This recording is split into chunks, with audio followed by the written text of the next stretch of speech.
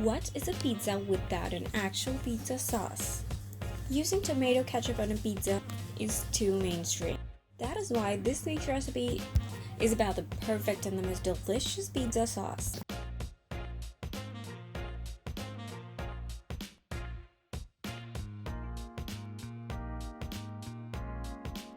Hey everyone, this is Ade Bobere and welcome to another Saturday's recipe. Spice up your pizza game with this traditional pizza sauce recipe and use your creativity to make a unique and memorable meal.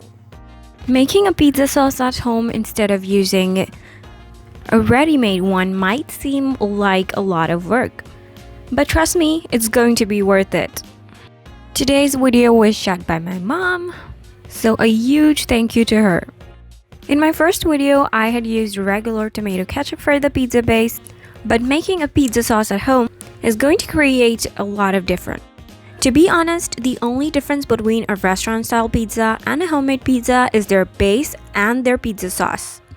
And this recipe is exactly going to fit in. This recipe is not going to take you more than 15 minutes to cook.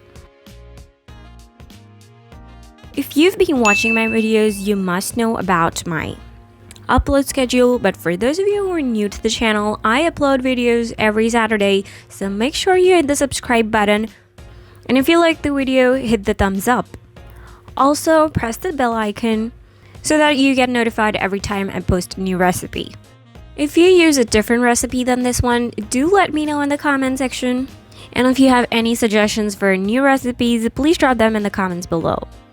So your pizza sauce is ready under 20 minutes. You can store this in an airtight container and use it whenever you want, but make sure you refrigerate it. This pizza sauce lasts up to about 1 month, which is a great deal. I hope you guys have a great day. Thanks for watching, and I'll see you next week.